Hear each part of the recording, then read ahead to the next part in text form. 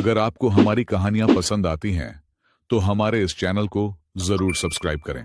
पुराने जमाने की बात है, जब लोग सादा जिंदगी गुजारते थे। एक छोटे से गांव में रहीम नाम का एक मछुआरा रहता था। वो बहुत मेहनती था, मगर अल्लाह ने उसे ज्यादा दौलत से नवाजा नहीं था। अपनी बीवी जैनब के साथ छोटी सी झोपड़ी में रहता था। रहीम हर रोज सूरज निकलने से पहले उठ जाता और अपनी पुरानी कश्ती लेकर दरिया की तरफ चला जाता। पूरा दिन मछलियां पकड़ने में गुजरता और शाम को जो कुछ मिलता उसे बाजार में बेचकर घर लौट आता। कभी अच्छी कमाई होती, कभी बहुत कम। जैनब शुरू में एक नेक और सब्र वाली बीवी थी। वो घर को साफ सुथरा रखती, खाना पकाती और शुक्र अदा करती। जब रहीम थका हारा घर आता तो वो मुस्कुराकर उसका स्वागत करती और दुआ देती कि अल्लाह ताला उन पर अपनी रहमतें नाजिल करे। मगर धीरे धीरे जैनब का रवैया बदलने लगा। गांव की दूसरी औरतों को जेवर पहने, अच्छे कपड़े पहने देखती तो उसके दिल में हसद जाग उठता। वो सोचने लगी कि मेरा शौहर मुझे ये सब चीजें क्यों नहीं दिलाता, क्यों मुझे इस गरीबी में रहना पड़ता है। एक दिन गांव के अमीर सरदार की बेटी की शादी थी। सारा गांव दावत में शामिल हुआ। वहां खूबसूरत लिबास, खुशबूदार खाने और सजी हुई सजावट देखकर जैनब के दिल में लालच पैदा हुआ। घर आकर वो खामोश हो गई, दिल में नाशुक्री के बीज बोने लगी। उस रात जब रहीम थका हारा घर पहुंचा और बोला कि आज मुश्किल से 2 मछलियां पकड़ी हैं, जैनब ने मुंह बना लिया। बोली, यही है तुम्हारी कमाई? देखो अमीर लोगों के घर कैसे चैन से हैं और हम यहां गरीबी में पिस रहे हैं। रहीम ने आह भरी और कहा, बीवी, अल्लाह ने हमें जो दिया है उस पर शुक्र करना चाहिए। मैं जितनी मेहनत कर सकता हूं करता हूं। हमारे पास छत है, खाना है और हम सही सलामत हैं। ये कम नेमतें नहीं हैं। सब्र करो, अल्लाह बेहतर करेगा। मगर जैनब ने गुस्से से जवाब दिया, हर वक्त यही कहते हो, मैं कब तक इंतजार करूं? मेरे पास पहनने को अच्छे कपड़े नहीं, न ही कोई जेवर। सब औरतें मुझ पर हंसती हैं। तुम ऐसे ही नाकारा शौहर बने रहोगे या कुछ करोगे? रहीम का दिल दुख से भर गया।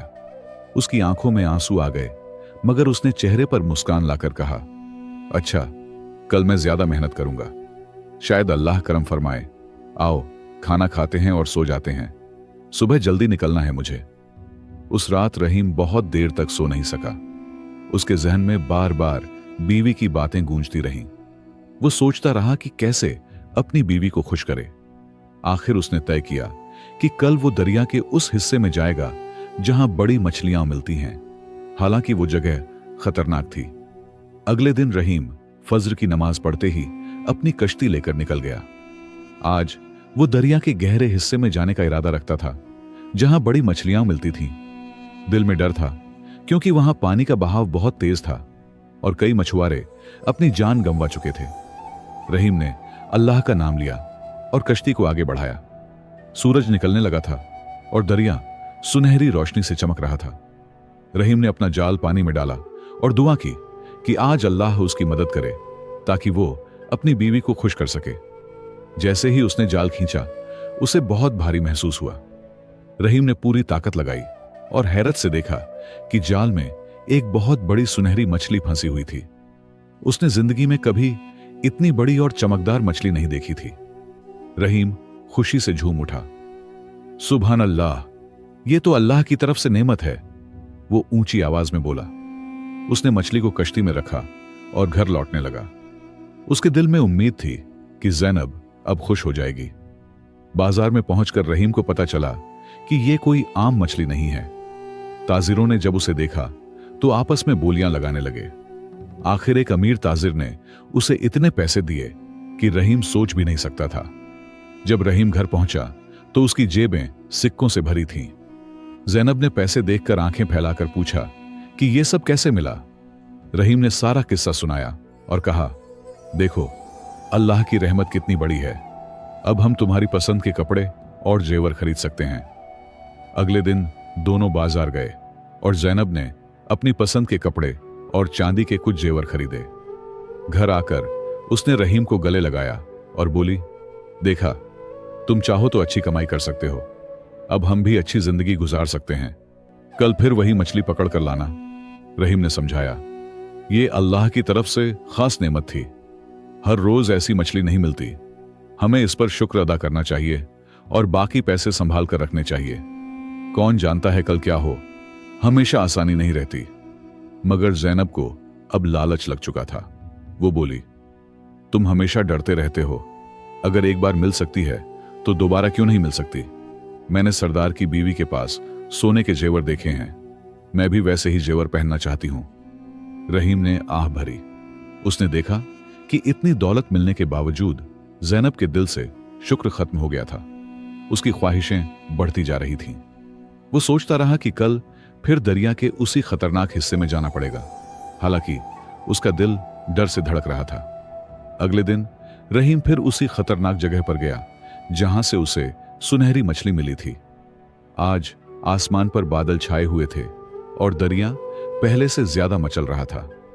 रहीम का दिल डर से कांप रहा था, मगर बीवी की खुशी की खातिर वो आगे बढ़ता रहा।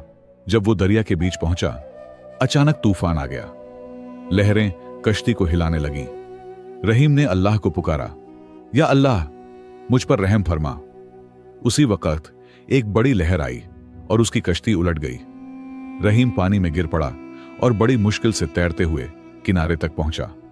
वो जिंदा तो बच गया, मगर उसकी कश्ती और जाल दोनों बह गए थे। भीगे कपड़ों में खाली हाथ वो घर लौटा। जैनब ने जब उसे इस हालत में देखा तो चीख पड़ी, क्या हुआ? मछलियां कहां हैं? मेरे लिए क्या लाए हो? रहीम ने सारा वाकया सुनाया और कहा, अल्लाह का शुक्र है कि मैं जिंदा वापस आ गया। कश्ती और जाल तो फिर बना लूंगा, मगर अगर मेरी जान चली जाती तो क्या होता। अल्लाह ने मुझे मौत से बचाया। यह बहुत बड़ी नेमत है। लेकिन जैनब ने उसकी बात सुनने की बजाय चिल्लाना शुरू कर दिया, तुम कितने नाकारा हो। एक काम ढंग से नहीं कर सकते। मैंने सोचा था अब हमारी किस्मत बदल गई है, मगर तुमने सब बर्बाद कर दिया। अब मैं अपनी सहेलियों को क्या मुंह दिखाऊंगी। रहीम खामोशी से उसकी बातें सुनता रहा, फिर बोला, जैनब, ये दुनिया फानी है। माल दौलत आती जाती रहती है, मगर इंसान को हमेशा कनात और शुक्र में रहना चाहिए। कल हमारे पास कुछ नहीं था, फिर बहुत कुछ मिला, और आज फिर कुछ नहीं। यही जिंदगी का इम्तिहान है। मगर जैनब ने जवाब दिया, मुझे तुम्हारी ये फलसफियाना बातें नहीं सुननी। मुझे दौलत चाहिए, इज्जत चाहिए। जैनब का सब्र दिन ब दिन कम होता जा रहा था। रहीम की मेहनत के बावजूद वो अब भी गरीबी में जी रहे थे। एक दिन बाजार में सरदार का बेटा हमजा अपनी नई घोड़ी पर सवार होकर आया। सारा गांव उसकी शान और शौकत देखने के लिए जमा हो गया। जैनब भी भीड़ में खड़ी थी। हमजा ने सब औरतों को गौर से देखा और जैनब पर उसकी नजर ठहर गई। जैनब खूबसूरत थी और उसकी आंखों की चमक देखकर हमजा मुस्कुराया। जैनब को महसूस हुआ कि हमजा की निगाहें उसी पर हैं। वो शर्मा गई, मगर उसके दिल में कुछ हलचल सी मच गई। घर लौटकर जैनब सोचने लगी, सरदार का बेटा कितना अमीर है, कितनी शान से घोड़ी पर बैठा था, उसके कपड़े कितने महंगे थे, और मैं यहां इस टूटी फूटी झोंपड़ी में रह रही हूं। क्या मेरी किस्मत में यही लिखा है?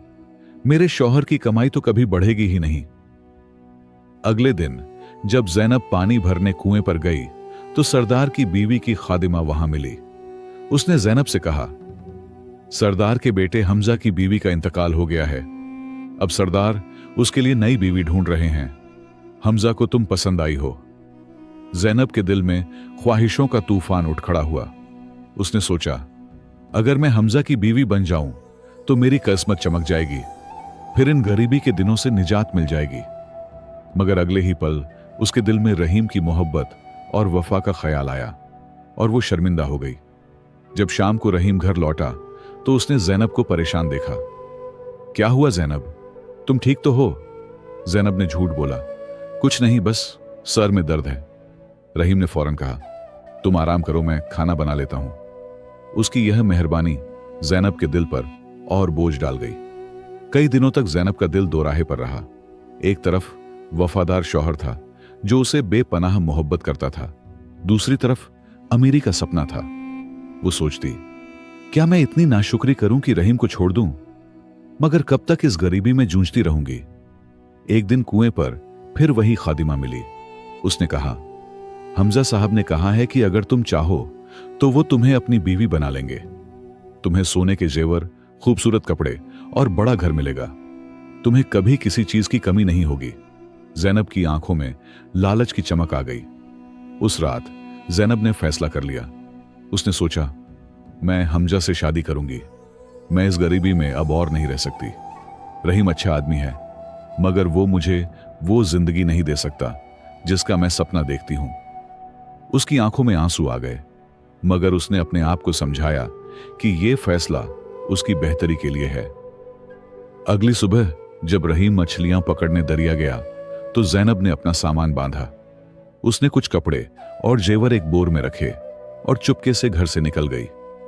वो सीधा सरदार के घर पहुंची और दरवाजे पर दस्तक दी। सरदार के घर में जैनब का इस्तकबाल हमजा ने किया। तुमने बहुत अच्छा फैसला किया है जैनब। मैं तुम्हें वो सब दूंगा जो तुम्हारे पास कभी नहीं था।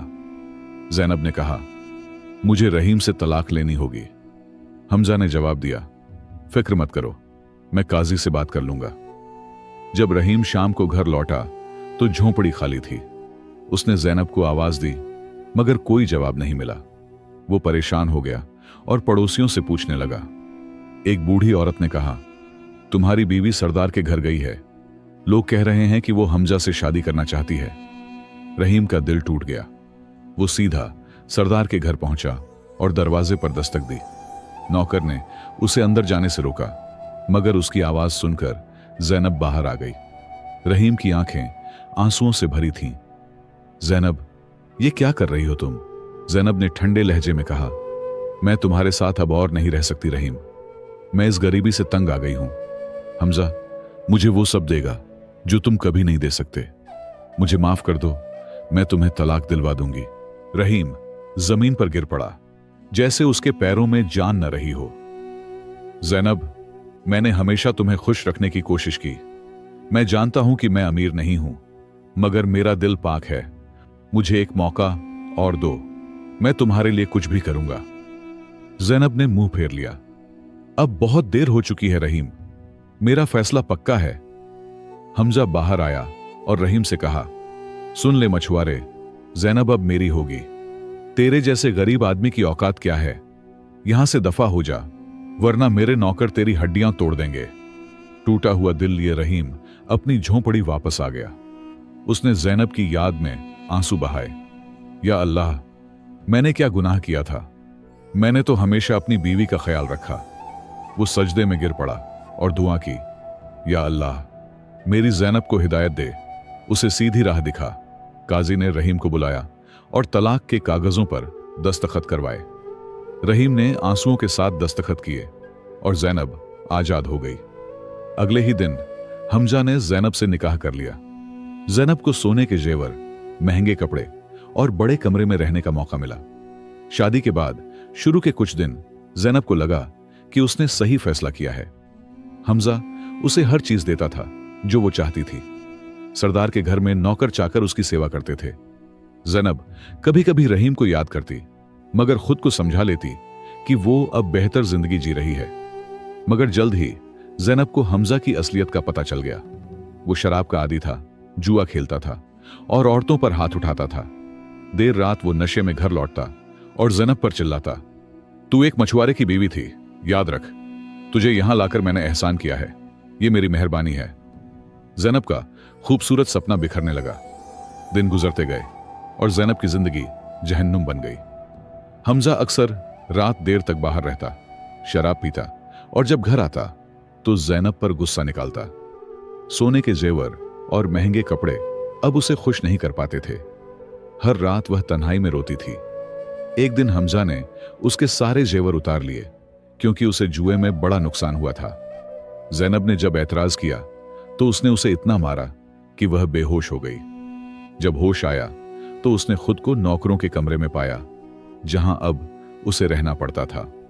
घर में हमजा की मां भी जैनब को हर वक्त डांटती रहती, तू एक मछुआरे की बीवी थी, तुझे इतनी इज्जत की आदत नहीं होनी चाहिए, मेरे बेटे ने तुझ पर एहसान किया है।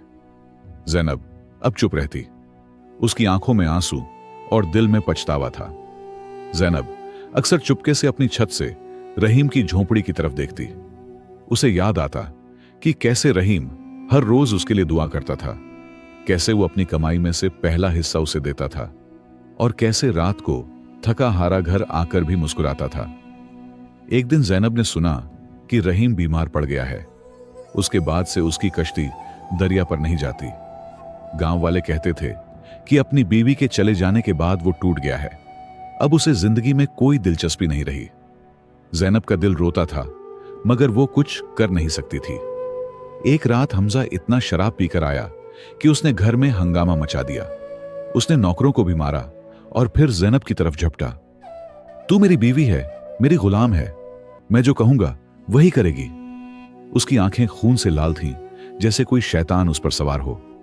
ज़ैनब ने फैसला किया कि अब वो और बर्दाश्त नहीं कर सकती। जब हमजा सो गया तो वो चुपके से उठी और घर से निकल गई। उसके पास कुछ नहीं था, न जेवर न अच्छे कपड़े। वो फटे पुराने कपड़ों में पैदल ही रहीम की झोंपड़ी की तरफ चल पड़ी।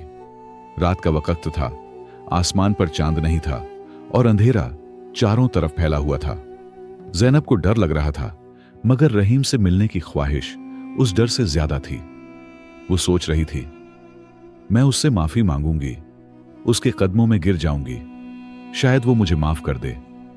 जब वो रहीम की झोंपड़ी पहुंची तो देखा कि अंदर से रोशनी आ रही है। उसने धीरे से दरवाजे पर दस्तक दी। जब कोई जवाब नहीं आया तो उसने आहिस्ता से दरवाजा खोला। अंदर रहीम बिस्तर पर लेटा हुआ था। उसका चेहरा जर्द था और वो बहुत कमजोर लग रहा था। ज़ैनब चीख पड़ी, रहीम, और उसके पास दौड़ी। रहीम ने आंखें खोली और कमजोर आवाज में कहा, ज़ैनब, तुम आ गई? ज़ैनब रोती हुई बोली, हां, मैं आ गई हूं, मुझे माफ कर दो रहीम, मैंने तुम्हारे साथ बहुत बुरा किया। ज़ैनब ने फौरन रहीम की देखभाल शुरू कर दी। उसने पानी गर्म किया, खाना बनाया और रहीम को दवाई दी। रात भर वो उसके सिरहाने बैठी रही। रहीम की हालत बहुत खराब थी। हकीम ने कहा था कि उसे दिल की बीमारी हो गई है। उसका दिल कमजोर हो गया था। सुबह दरवाजे पर जोर की दस्तक हुई। ज़ैनब ने दरवाजा खोला तो सामने हमजा खड़ा था, आंखें गुस्से से लाल। तो यहां है तू? मैं सारा गांव छान आया और तू अपने पुराने शौहर के पास लौट आई, शर्म नहीं आती? उसने ज़ैनब का हाथ पकड़कर खींचा। ज़ैनब ने खुद को छुड़ाया। मुझे छोड़ दो हमजा, मैं अब वापस नहीं जाऊंगी। तुमने मेरे साथ जो किया वो इंसानियत के खिलाफ था। मैंने अपनी जिंदगी का सबसे बड़ा गुनाह किया जब रहीम को छोड़ा। अब मैं उसी के साथ रहूंगी, चाहे वो गरीब ही क्यों ना हो। हमजा चीखा, अच्छा तो तू फिर वही बन गई, एक गरीब मछुआरे की बीवी।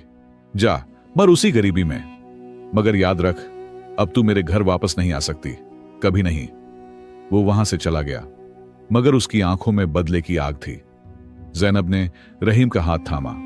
मैं अब तुम्हें कभी नहीं छोड़ूंगी रहीम, मैंने अपनी गलती समझ ली है। अल्लाह की कसम, अब जिंदगी भर तुम्हारी सेवा करूंगी। रहीम मुस्कुराया। मैं जानता था एक दिन तुम लौट आओगी। 3 दिन ऐसे ही गुजर गए। फिर एक दिन सुबह जब ज़ैनब खाना बना रही थी, अचानक हमजा अपने कुछ दोस्तों के साथ झोंपड़ी में घुस आया। वो शराब के नशे में धुत था, हाथ में चाकू था। तुम दोनों ने मुझे बेइज्जत किया है, आज मैं तुम्हें सजा दूंगा, ज़ैनब चिल्लाई। नहीं हमजा, रहीम बीमार है, उसे छोड़ दो, लड़ाई मुझसे है। मगर उसने एक न सुनी। वो रहीम की तरफ झपटा और ज़ैनब ने उसे बचाने के लिए खुद को बीच में डाल दिया। चाकू सीधा ज़ैनब के पेट में उतर गया। खून की धार बहने लगी और ज़ैनब जमीन पर गिर गई। रहीम बिस्तर से उठा और चीखते हुए ज़ैनब के पास पहुंचा। उसने उसे गोद में लिया। ज़ैनब, आंखें खोलो। ज़ैनब ने धुंधली आंखों से रहीम को देखा और धीमी आवाज में बोली, मुझे माफ कर दो रहीम, मैंने तुम्हें बहुत दुख दिया। मैंने नेमतों की कदर नहीं की।